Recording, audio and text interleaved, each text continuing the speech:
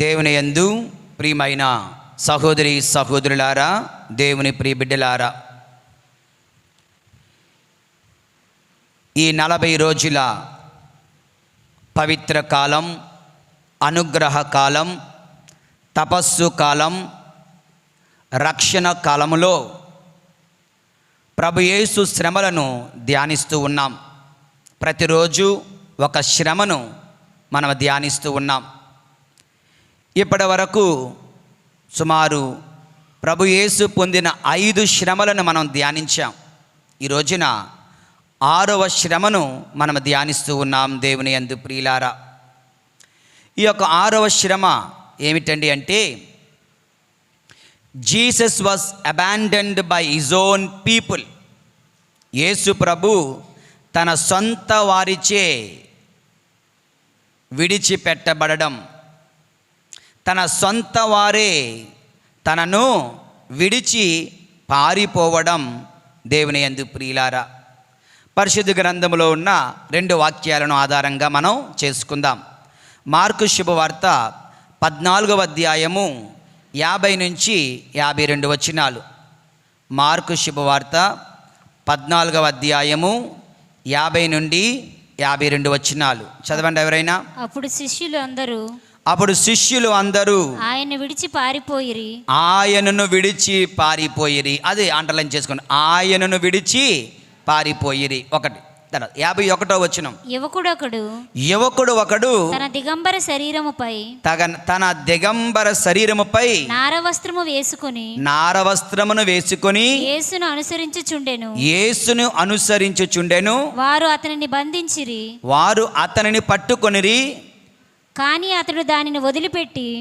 అతడు నారవస్త్రమును కూడా విడిచి దిగంబరుడై పారిపోయెను.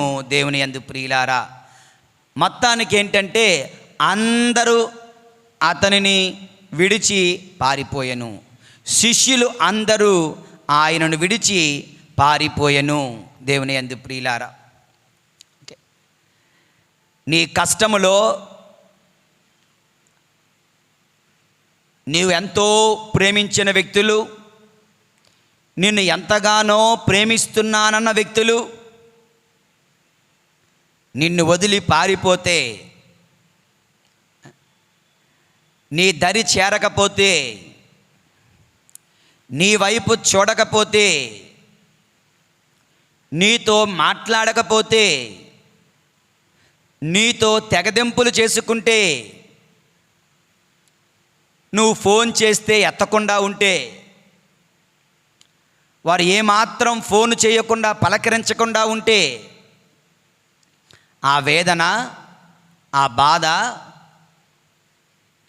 చాలా ఘోరమైనది. దేవుని యందు ప్రియులారా, ఒకటి ఈ కష్టం వచ్చింది అన్న బాధ కంటే,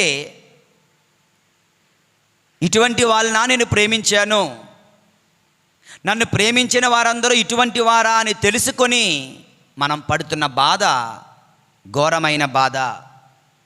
ముఖ్యంగా దేవుని యందు ప్రియులారా, ఈ కరోనా లాక్డౌన్ టైంలో అనేక మంది ఇటువంటి బాధలకు గురయ్యాం.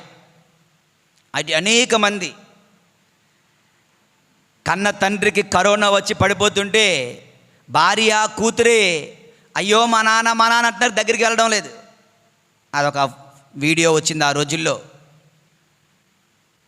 ఇంటిలో వాళ్ళే, కన్న తల్లిదండ్రులే బిడ్డలను అంటుకొనడానికి సందేహించిన రోజులు, జీవిత భాగస్వామే దూరంగా వెళ్ళిపోవడం జరిగిన రోజులు.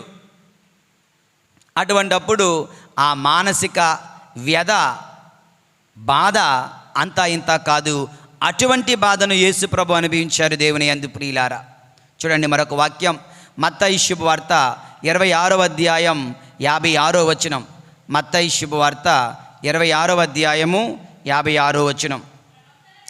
ప్రవక్తల లేఖనములు ఆ పరిపూర్ణమగునట్లుగా ఇది అంతయు జరిగెను.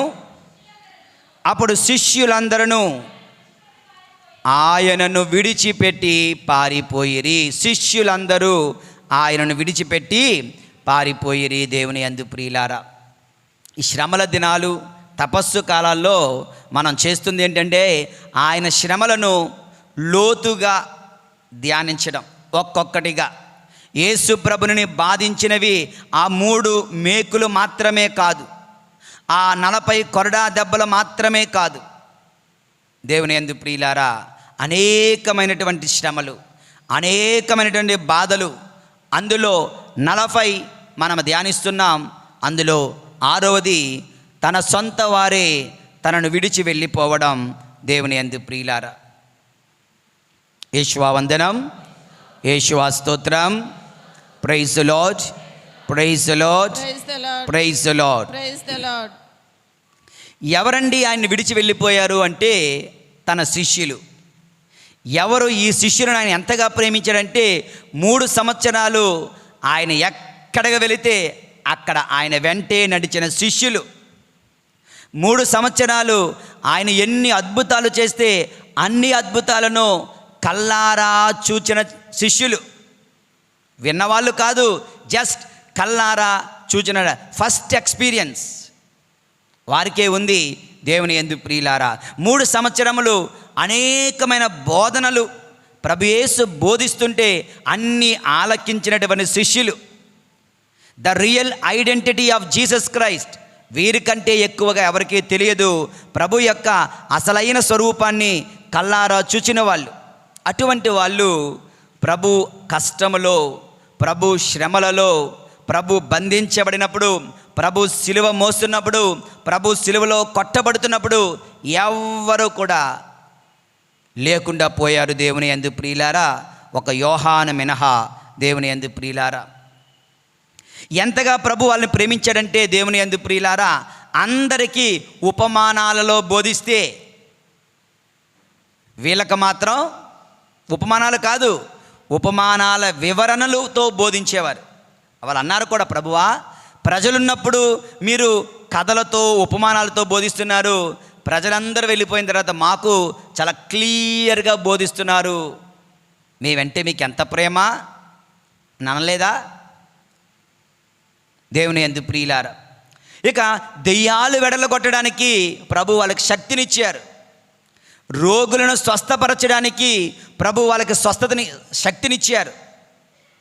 స్వస్థత వరం, విడుదలనిచ్చే వరం, బోధించే వరం, బోధనలను తేట తెల్లముగా ఆలకించే వివరణ పొందే వరం.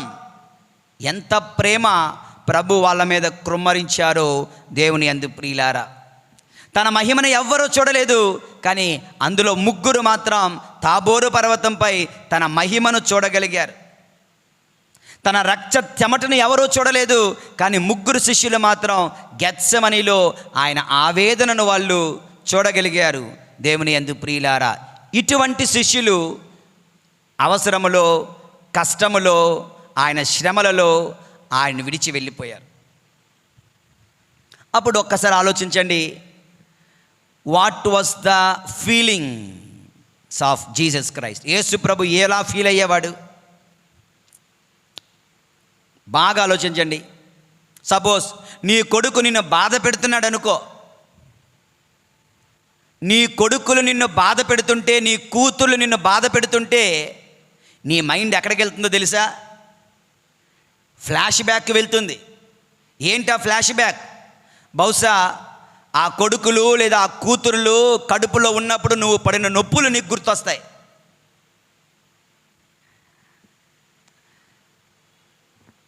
నీ పిల్లలు నిన్ను బాధ పెట్టినప్పుడు, వాళ్ళు జబ్బు పడినప్పుడు వాళ్ళ చేతుల్లో పట్టుకొని ఆసుపత్రికి పరిగెట్టినటువంటి సందర్భాలు గుర్తొస్తాయి.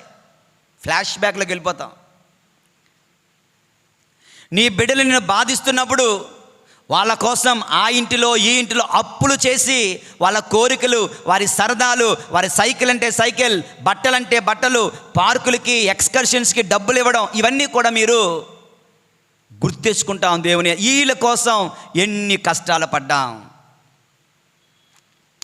కొన్నిసార్లు ఇంకా ఏం గుర్తొస్తాయంటే దేవుని యందు ప్రియులారా, వాళ్ళు బాగున్నప్పుడు కొన్ని డైలాగులు వేస్తారు. అమ్మా నీకు చీర కొడతాను, అమ్మా నీకు వాచ్ కొంటాను, అమ్మా నీకు బంగారం కొంటాను. అమ్మా నీకు డైమండ్ నెక్లెస్ కొంటాను పలికిన ఈ సోది మాటలన్నీ కూడా గుర్తొస్తాయి కదా. యేసుప్రభు పరిస్థితి కూడా అక్షరాలు అదే. బహుశా యేసుప్రభు ఫ్లాష్ బ్యాక్లోకి వెళ్ళిపోయారు. ఏంటి ఆ ఫ్లాష్ బ్యాక్ అంటే, తోమాసు వారు అంటున్నారు ఒకానొక సందర్భంలో, రెండు అవసరమైతే మనము కూడా వెళ్ళి ఆయనతో పాటు మరణింతుము అన్నారా లేదా? ఎవరన్నారు? ఎప్పుడన్నారు? లాజరు చనిపోయాడని తెలిసి పదండి మనం అక్కడికి వెళ్దాం, బెతానియాకు వెళ్దాం, లాజరు మరణించాడంటే, ఆ లాజరు నిద్రిస్తున్నాడు అంటే, ప్రభువా మొన్నే రాళ్ళతో కొట్టడానికి చూశారు మిమ్మల్ని, మళ్ళీ అక్కడికే వెళ్తానంటారా?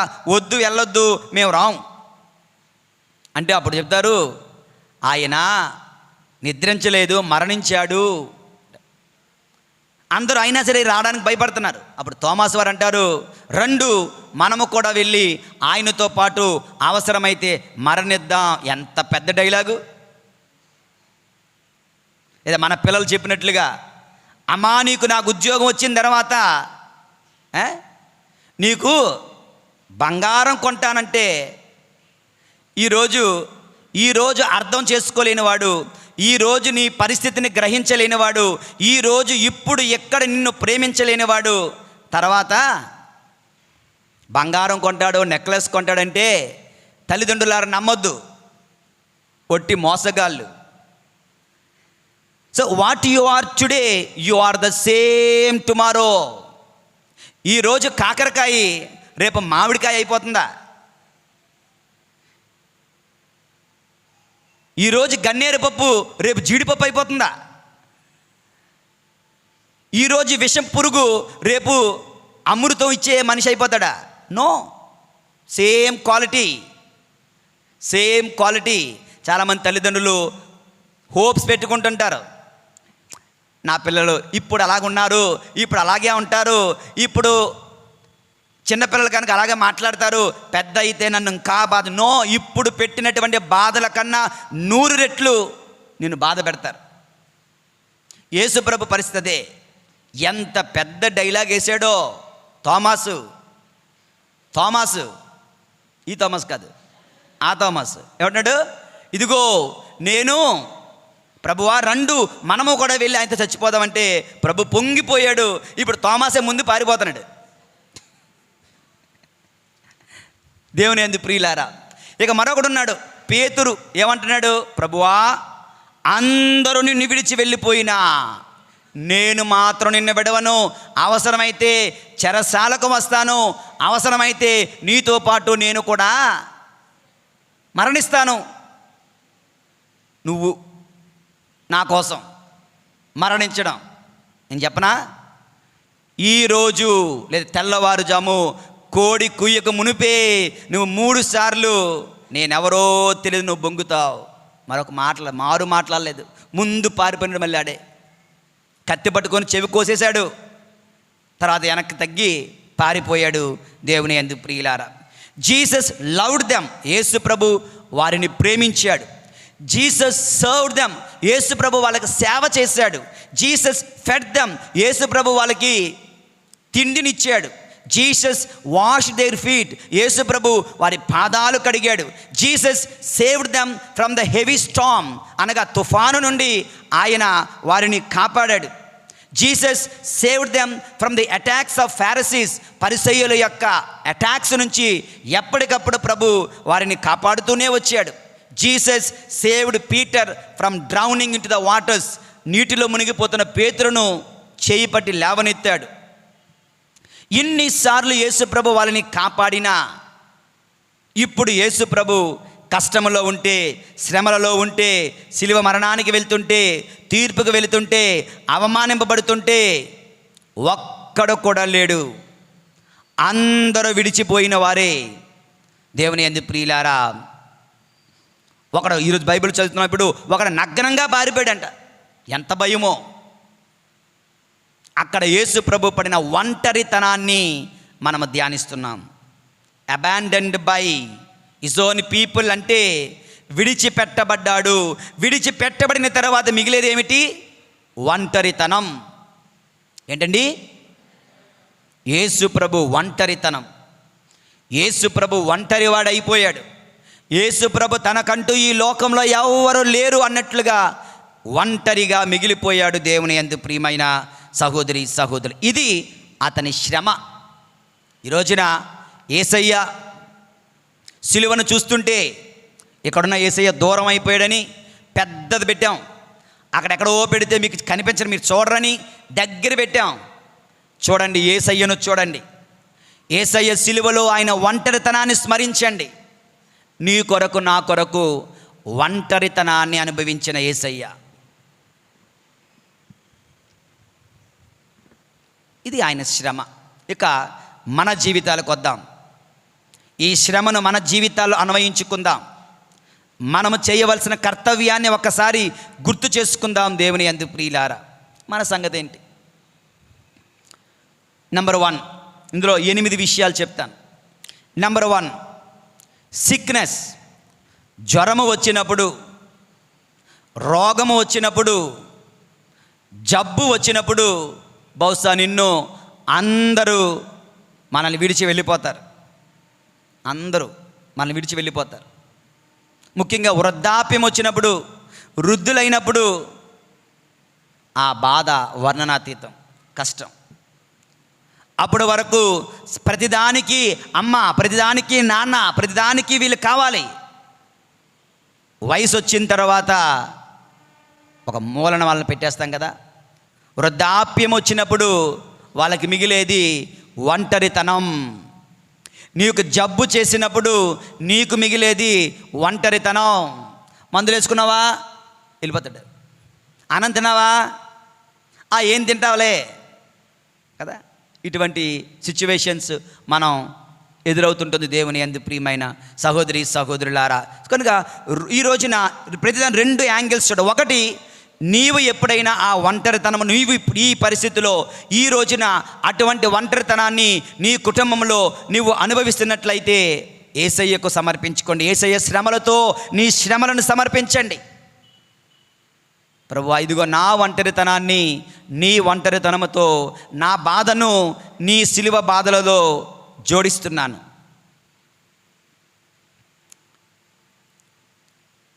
మన శ్రమలను యేసయ్య శ్రమలతో జోడిస్తేనే అవి పరిపూర్ణమవుతాయట.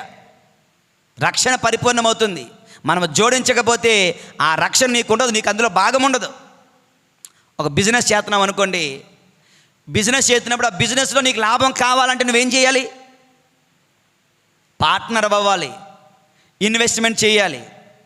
₹1,00,000 బిజినెస్లో నువ్వు 10,000 పడితే 10,000కి తగ్గ లాభం, ₹1,000 పెడితే ₹1,000కి తగ్గ లాభం, ₹100 పెడితే ₹100కి తగ్గ లాభం షేర్ చేసుకుంటాం అనే తెలుసా? పార్ట్నర్షిప్ అంటారు కదా. అలాగే యేసయ్య శ్రమలలో, యేసయ్య తెచ్చిన రక్షణలో నీ శ్రమలు అనే పెట్టుబడి పెట్టాలి. నాకు దుఃఖం ఉంది, నాకు కష్టం ఉందని కూర్చుని ఏడవకండి. నీ శ్రమను యేసయ్య శ్రమలతో think it is a business. Think Jesus is asking for partnership and you can invest your suffering as an investment. దేవుని యందు ప్రియమైన సహోదరి సహోదరులారా, నీవు ఇటువంటి అనారోగ్యం వలన, వృద్ధాప్యం వలన, ఒంటరితనముతో ఉంటే నీ ఒంటరితనాన్ని ప్రభునికి సమర్పించు. 2వ కోణం ఏంటంటే, ఒంటరితనముతో నలిగిపోతున్నటువంటి వృద్ధుల కొరకు, రోగుల కొరకు, ఆసుపత్రుల్లో ఒంటరిగా బిక్కుబిక్కిమంటూ నలిగిపోతున్న రోగుల కొరకు ఈ రోజున మనం ప్రార్థించాలి. ఈ రోజే కాదు, ఈ 40 దినముల పాటు మనం ప్రార్థించాలి. దేనికోసం ప్రార్థించాలి? ఈ 40 తపస్సు కాలంలో ఒంటరితనముతో నలిగిపోతున్నటువంటి బిడ్డల కొరకు ప్రార్థించాలి, రోగుల కొరకు ప్రార్థించాలి, వృద్ధుల కొరకు ప్రార్థించాలి. దేవుని యందు ప్రియులారా, ఒకవేళ నాకు అలా ప్రార్థన చేయలేదు తెలియదంటే, ప్రభువా, ఒంటరితనముతో నలిగిపోతున్న సమస్త రోగులను నీకు అర్పిస్తున్నాను. ఒక పరలోక జపం, మంగళవాద్య జపం, త్రిత్వ స్తోత్రం చెప్పండి చాలు. మీ వ్యక్తిగత ప్రార్థనలో, మీ ఉదయకాల ప్రార్థనలో, మీ రాత్రికాల ప్రార్థనలో దేవుని యందు ప్రియులారా, ఇది ఒకటి. నెంబర్ 2, 8 చెప్తాను కదా. 2వది, ఫాల్స్ అక్యుజేషన్స్ అనగా అన్యాయపు నిందలు పడినప్పుడు మళ్ళా ఏమవుతుందంటే దేవుని యందు ప్రియుల అందరూ మనల్ని విడిచిపెట్టేస్తారు, ఎగతాళి చేస్తారు. వాడు దొంగంట. దొంగతో ఎవడో మాట్లాడు, దూరం వెళ్ళిపోతారు. వాడు అలాగంట ఇలాగంట, వాడితో ఉంటున్నాడంట, వీడితో ఉంటున్నాడంట. అటువంటి వాళ్ళని దూరం పెట్టడానికి చూస్తాం. అది నిజమో అబద్ధమో దేవుడికి ఎరుక. కానీ ఎగతాళి వలన ఏమవుతున్నారు? అవహేళన వలన ఒంటరితనానికి గురవుతున్నటువంటి వ్యక్తులు నువ్వైతే ఆ శ్రమను దేవునికి అర్పించు.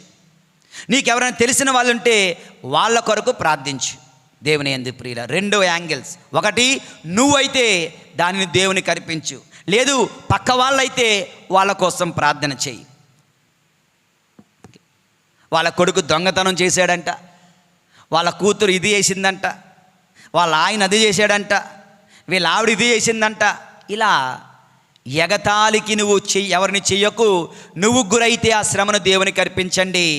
లేదు, ఎవరైనా అటువంటి శ్రమలతో ఉంటే వారి కొరకు ప్రార్థించండి. దేవుని యందు ప్రియమైన సహోదరి సహోదరులారా, ఇది రెండవ అంశం. ఇక మూడవ అంశం, ఒంటరితనానికి గురయ్యే కారణాలు. 1 రోగాలు, 2 నిందలు, 3 ఆర్థిక సమస్యలు. ఓకే, ఒకడికి ధనం ఉంటే ఎంతమంది మిత్రులో, వాడు లాభాల్లో నడిస్తే అందరూ స్నేహితులే. వాడి వ్యాపారం దివాలా తీసిందంటే, వాడి ఉద్యోగం పోయింది అంటే, వాడి దగ్గర పెద్దగా డబ్బులు లేవు అంటే వాడితో మనం ఫ్రెండ్షిప్ చెయ్యం. కనుక ఆర్థిక సమస్యలు. దేవుని యందు ప్రియమైన సహోదరి సహోదరులారా, ఆర్థిక సమస్యల వలన నువ్వు ఒంటరితనాన్ని అనుభవిస్తున్నావా? అప్పుల బాధల వలన నువ్వు ఒంటరితనాన్ని అనుభవిస్తున్నావా? ఆర్థిక సమస్యల వలన కలిగిన ఒంటరితనమును దేవునికి అర్పించండి. లేదు, ఎవరైనా సంఘస్థులు, కుటుంబ సభ్యులు, బంధుమిత్రులు ఆర్థిక సమస్యల వలన ఒంటరిగా ఎవరో మాట్లాడకుండా, ఎవరో వాళ్ళని పట్టించుకోకుండా ఉన్నట్లయితే అటువంటి వారి కొరకు మనం ప్రార్థన చేద్దాం. ప్రియమైనటువంటి సహోదరి సహోదరులారా, అటువంటి వారికి సహాయం చేద్దాం. అంటే మా వాళ్ళు ఎక్కడ ఒకదో అంటారేమో. దేవుని యందు ప్రియులు, ఈ నా చిన్న బిడ్డల్లో ఏ ఒక్కరికి మీరు ఇవి చేసినా అవి నాకు చేసినట్లు అన్న ప్రభు మాటలు గుర్తు చేసుకుందాం. దేవుని యందు ఆర్థిక సమస్యల వలన ఒంటరితనానికి గురైన నువ్వైతే వాటిని దేవునికి అర్పించండి. పరులైతే అటువంటి వారి కొరకు ప్రార్థించండి. దేవుని యందు ప్రియులు, ఇది 3.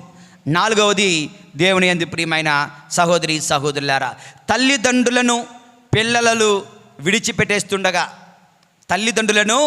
పిల్లలు విడిచిపెట్టేస్తుండగా ఒకనొక సందర్భంలో గ్రాండ్ పేరెంట్స్ డే చేసినప్పుడు వీడియో కూడా చూపించాను. ఏంటది? ఒక కొడుకు వాళ్ళ అమ్మా నాన్నని బండి మీద తీసుకొస్తాడు. చూసారా, గుర్తుందా? బండి మీద వాళ్ళ అమ్మా నాన్నని బండి మీద తీసుకొచ్చాడు. నడి రోడ్డు మీదకి వచ్చిన తర్వాత దిగండి అన్నాడు. ఇద్దరు, వాళ్ళ నాన్న కాళ్ళు పాపం ఎత్తలేకపోతున్నాడు, దించలేకపోతున్నాడు, కష్టపడి దిగుతాడు. వాళ్ళ ఆవిడ కూడా, వాళ్ళ అమ్మ కూడా దిగింది. బ్యాగ్ని ఇలా ఇసిరేసి వెనక్కి తిరిగి చూడకుండా నడి రోడ్డు మీద, హైవేలో నడి రోడ్డు మీద వదిలి వెళ్ళిపోయాడు. ఎక్కడికో దూరంగా తీసుకుని వెళ్ళిపోయి ఆ వృద్ధులైనటువంటి తల్లిదండ్రులు కొడుకు ఎందుకు తీసుకొచ్చాడో, ఎక్కడికి తీసుకొచ్చాడో, ఎందుకు దిగమన్నాడో, ఎందుకు బ్యాగ్ ఇసిరేశాడో, ఎక్కడికి వెళ్ళిపోయాడో, తిరిగి వస్తాడా రాడా, మేము ఇక్కడే ఉండాలా ఎక్కడికైనా వెళ్ళాలా, అది అర్థం చేసుకోవడంలో వాళ్ళు ఎంత బాధను అనుభవించుంటారు. తల్లిదండ్రులారా, బిడ్డలను సరిగ్గా పెంచండి, భయభక్తులతో పెంచండి, దైవ భయము పాప భీతితో పెంచండి. ఎవడైతే దేవుణ్ణి ప్రేమిస్తాడో వాడు తల్లిదండ్రుల్ని ప్రేమిస్తాడు. ఎవడైతే దేవుణ్ణి ప్రేమించడో, దేవుని పట్టించుకోడో, భవిష్యత్తులో తల్లిదండ్రులను కూడా ప్రేమించడు, తల్లిదండ్రులను కూడా పట్టించుకోడు. ఎందుకంటే వాడి హృదయంలో ప్రేమ లేదు, దేవుడి మీద లేదు, కనుక తల్లిదండ్రుల మీద కూడా ఉండదు. ఈరోజు నా కొడుకు గుడికి రాడండి, రేపు నిన్ను లాగి పెట్టి తంతాడండి, ఇందులో డౌట్ లేదండి. ఏమి విత్తుతామో అదే మనం కోసుకుంటాం దేవుని యందు ప్రియమైన సహోదరి సహోదరులారా. అటువంటి ఒంటరితనముతో బహుశా మనలో ఎవరు లేరని భావిస్తున్నాను. అటువంటి ఒంటరితనంతో ఎందరో పిల్లల చేత విడిచిపెట్టబడిన తల్లిదండ్రుల కొరకు ప్రార్థన చేద్దాం దేవుని యందు ప్రియులారా. 4 అయ్యాయి. 5వది దేవుని యందు ప్రియులారా, లైఫ్ పార్ట్నర్ ఎడబాటు. అనగా కట్టుకున్న భర్త లేదా కట్టుకున్న భార్య, నేను మీకు విడాకులు ఇచ్చేస్తున్నాను అని భర్తను విడిచి వెళ్ళిపోతున్న భార్య, భార్యను విడిచి వెళ్ళిపోతున్న భర్త, దురదృష్టవశాత్తు యవ్వన ప్రాయములోనే భర్త చచ్చిపోతే, యవ్వన ప్రాయములోనే భార్య చనిపోతే ఆ యొక్క వ్యక్తి ఎంత ఒంటరితనానికి గురవుతున్నారు. ప్రియమైన సహోదరి సహోదరులారా, నీవు ఆ స్థానంలో ఉంటే భయపడకండి. నీ ఒంటరితనానికి సమాధానం ఈ సిలువపై ఉన్న ప్రభు. నీ ఒంటరితనమును దేవునికి సమర్పిస్తే అద్భుత విధంగా పుణ్యముగా దేవుని కృపగా అనుగ్రహముగా మార్చగలడు. తర్వాత నీకు ఆ బహుమానం ఉంటుంది. నీ ఒంటరితనాన్ని వృధా చేయకండి, నీ శ్రమలను వృధా చేయకండి, మీ కష్టాలను వృధా చేయకండి. నీ కష్టాలను నీ యొక్క శ్రమలను, నీ ఒంటరితనాన్ని దేవునికి అర్పించండి. అది ఎలాగండి అర్పించడం అంటే, ప్రభువా మాటలతో, ప్రభువా ఈ దివ్య పూజా బలిలో, ఈ అర్పణ సమయంలో నా ఒంటరితనాన్ని, నా గుండె బలో ఉన్న బాధను, నా కష్టాన్ని నీతో, నీ సిలువ శ్రమలతో జోడిస్తూ అర్పిస్తున్నాను తండ్రి. అంతే. ఒకవేళ భార్యాభర్తలు విడిపోయినటువంటి భార్యాభర్తలు ఉన్నారా, మనస్పర్ధలతో జీవిస్తున్న భార్యాభర్తలు ఉన్నారా, అటువంటి వారిని గుర్తు చేసుకుందాం. అటువంటి వారి కొరకు ప్రార్థన చేద్దాం దేవుని యందు ప్రియులారా. విడాకుల ద్వారా విడిపోతున్నటువంటి భార్యాభర్తల కొరకు, మనస్పర్ధలతో కొట్టుమిట్టాడుతున్న భార్యాభర్తల కొరకు, కుటుంబంలో శాంతి లేకుండా నలిగిపోతున్న భార్యాభర్తల కొరకు, భర్త నుండి భార్య దూరంగా, భార్య నుండి భర్త దూరంగా జీవిస్తుండగా అటువంటి ఒంటరి వారి కొరకు, ఒక సర్టెన్ ఏజ్ వచ్చి వాళ్ళకి ఇంకా వివాహములు అవ్వకుండా ఉంటున్నటువంటి యవ్వన బిడ్డల కొరకు కూడా దేవుని యందు ప్రియులారా మనం ప్రార్థించాలి. యేషువా వందనం. Praise the Lord, praise the Lord, praise the Lord, praise the Lord. దేనికోసం ప్రార్థన చేయాలో మనకు తెలియదు. ఎన్ని ఉన్నాయో చూసారా? ఒక్క విషయంలో ఎంతమంది బాధపడుతున్నారో, ఒంటరితనం అనే అంశంలో ఎంతమంది, ఎన్ని కుటుంబాలు, ఎన్ని జీవితాలు బాధపడుతున్నాయో, వీళ్ళందరి కొరకు మనం ప్రార్థిస్తే ఈ రోజంతా సరిపోతుందా? ఈ వారమంతా సరిపోతుందా? మన జీవితకాలం అంతా సరిపోతుందా? దేవుని యందు ప్రియులు కనుక అటువంటి వారి కొరకు మనం ప్రార్థన చేయాలి. ఇక 6వది, ఓన్లీ పిల్లలే తల్లిదండ్రులు విడిచిపెడుతున్నారా? ఇంకో రివర్స్లో చూడండి, తల్లిదండ్రులు పిల్లలని విడిచిపెట్టేయడం లేదా? ఎలా? భర్త తనకున్నటువంటి అక్రమ సంబంధాలను బట్టి భార్యను పిల్లలను పట్టించుకోడు. భార్య తనకున్న అక్రమ సంబంధాలను బట్టి భర్తను పిల్లలను పట్టించుకోదు. ఒక్కొక్కసారి భర్త చచ్చిపోతే ఆ యొక్క భార్య వేరే పెళ్లి చేసుకుంటూ ఇక్కడ పుట్టిన పిల్లల్ని విడిచిపెట్టడం లేదా? అలా లోకములో ఎన్నో ఉదాహరణలు, ఎన్నో సంఘటనలు, కన్న బిడ్డలను విడిచిపెట్టేస్తున్న తల్లిదండ్రులు ఉంటుండగా ఆ బిడ్డలు, చంటి బిడ్డలు, చిన్న బిడ్డలు, అవంశవం తెలియని బిడ్డలు, ఏమీ ఎరుగని బిడ్డలు, ఏమీ అర్థము చేసుకోలేని బిడ్డలు, ఎందుకు అమ్మ వెళ్ళిపోయిందో, ఎందుకు నాన్న వెళ్ళిపోయిందో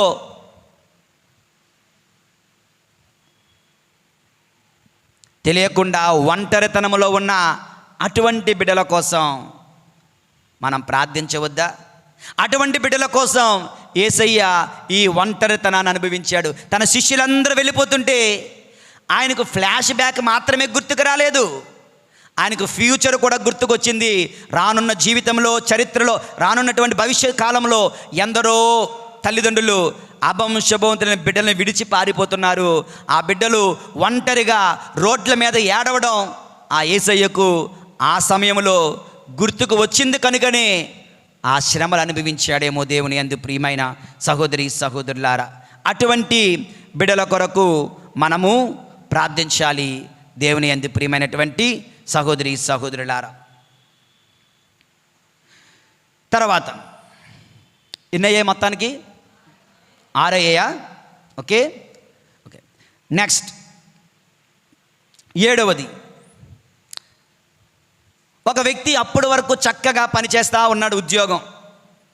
సడన్గా ఆ యజమాని వచ్చి ఏమంటాడు, నీ పని నాకు నచ్చలేదు, నువ్వు ఉద్యోగం మానేయి అనేసరికి ఒక్కసారిగా ఆ ఉద్యోగి తన కాళ్ళ కింద భూమి బ్రద్దలైనట్లు, భూకంపం వచ్చినట్లు, ఆకాశం విరిగి నెత్తి మీద పడినట్లు ఆయన కనిపిస్తుంది దేవుని యందు ప్రియులారా.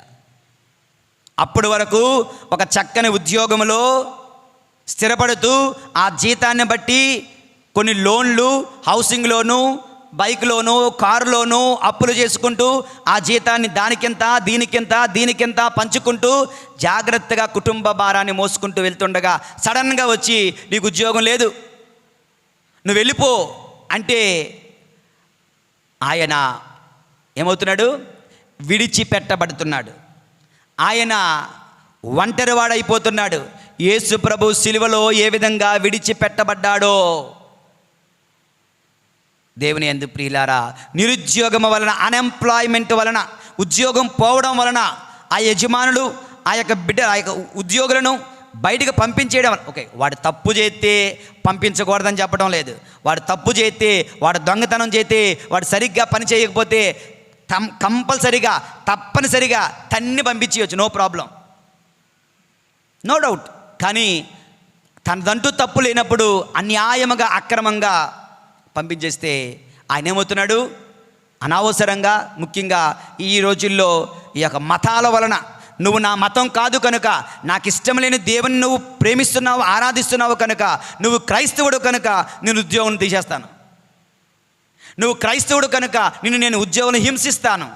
ఇటువంటి లోకంలో జరుగుతున్నాయి దేవుని యందు ప్రియులారా, జరుగుతున్నాయి. రైల్వే డిపార్ట్మెంట్లో, రైల్వేల్లో ఈ యొక్క రైల్వే పోస్టులు ఎలాగొస్తున్నాయి ఈ మధ్యకాలంలో మీరు గమనించండి. అటెండర్స్ అని చూస్తే ఒకప్పుడు సౌత్ నుండి ఉండేవారు, అందరూ ఇప్పుడు నార్త్ నుంచే ఉంటారు. ఎందుకంటే రైల్వే ఉద్యోగాలన్నీ నార్త్ వాళ్ళకే వెళ్ళాలి, గవర్నమెంట్ ఫోర్స్, అందులో జంజ్యం ఉన్న వాళ్ళకే, ఆ మతం ఉన్న వాళ్ళకే. ఇటువంటివి అందరిని చాప కింద నీరులాగా ఎన్నెన్నో జరుగుతున్నాయి. సౌత్ ఇండియాని కొంచెం కుంటిబాటు చేయాలి, ఉద్యోగాలు లేకుండా, గవర్నమెంట్ జాబులు లేకుండా, రైల్వేల్లో, ఎయిర్ ఫోర్స్లో, పెద్ద పెద్ద వాటిలో ఉద్యోగాలు లేకుండా అక్కడ వాళ్ళని లేవనెత్తాలనే ఉద్దేశంతో ఉన్న వాళ్ళని తీసేయడం కూడా జరుగుతుంది. అటువంటి సమయాలలో ఒంటరితనానికి గురవుతున్నటువంటి ఎందరో బిడ్డలు, వారందరి కొరకు మనము ప్రార్థన చేయాలి దేవుని యందు ప్రియమైనటువంటి సహోదరి సహోదరులారా. ఇది 7వది. ఇక 8వది, అవివాహితులు, అనాథలు. ఎందుకు అవివాహితులు అంటే, పిల్లల వయసు పెరుగుతుంది, తండ్రో తల్లో చనిపోయారు, తల్లో ఒకరే ఉన్నారు, తల్లో తండ్రో ఒకరే ఉన్నారు. వాళ్ళు ఉంటుండగా పిల్లల జీవితాలు చక్కదిద్దలేక వాళ్ళు చనిపోతే, ఇప్పుడు అమ్మా నాన్న ఉంటేనే పెళ్లి సంబంధాలు రావడం లేదు. ఒక అమ్మ ఒక నాన్నో చనిపోతే పెళ్లి సంబంధాలు చూసేవారు ఎవరూ లేరు. వాళ్ళిద్దరూ చనిపోతే ఈ పిల్లల బతుకేమవుతుంది? ఎవరో వాళ్ళకి పెళ్ళిళ్ళు చేస్తారు, ఎవరో వాళ్ళ పిల్లల తరపున మాట్లాడతారు.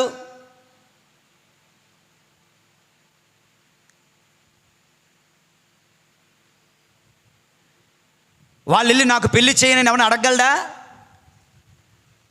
అటువంటి వాళ్ళు అనాథులుగా, ఒంటరి వారిగా, ఈ లోకములో నాకంటూ ఎవరు లేని వారిగా మిగిలిపోతున్నారు దేవుని యందు ప్రియులారా. అందుకే అంటాను, 25 సంవత్సరాలు పైబడిన అబ్బాయిలు అమ్మాయిలు టెక్కు చేయకండి, బెట్టు చేయకండి, స్టైలు కొట్టకండి, త్వరగా దుకాణం సర్దుకోండి. వెలుగున్నప్పుడే దీపం వెలిగించుకోండి. నేను చేసుకోను అంటావు. 30, 33, 35 వస్తే నువ్వు చేసుకుంటానని నీకు ఎవడు రాడు. Sorry to say that. ఎవడొస్తాడు? జీవితం అగమ్య గోచరం అయిపోతుంది. అగమ్య గోచరం అంటే ఎటు వెళ్ళాలో తెలియదు, ఏమీ తెలీదు. నా బతికేంటో నాకే తెలీదు. అలాగని నాలా గురువు అయిపోతే బెస్ట్. ఉండగలరా? గురువులని మాకు ఒక గమ్యం ఉంది. ప్రతిరోజు ఒక గమ్యం. ఈ రోజు నేను లెగిసానంటే గ్రామం వెళ్ళాలి, పూజ చేయాలి, ప్రార్థన చేయాలి, వాక్యం బోధించాలి, రోగులను సందర్శించాలి. ఈ పనిలో ఇంకేం గుర్తుకు రావు, అవసరం లేదు కూడా. కానీ సామాన్యమైన ప్రజలకు అది సాధ్యం కాదు. మిమ్మల్ని మరింత శోధనలకు గురి చేస్తుంది, మరింత పాపంలో నెట్టేస్తుంది. కనుక దేవుని యందు ప్రియులారా, జాగ్రత్త పడండి. యవ్వన బిడ్డలారా, తల్లిదండ్రులారా, మీరు బతుకుంటుండగానే మీ బిడ్డలను స్థిరపరచండి. వారి బతుకులు గట్టెక్కించండి.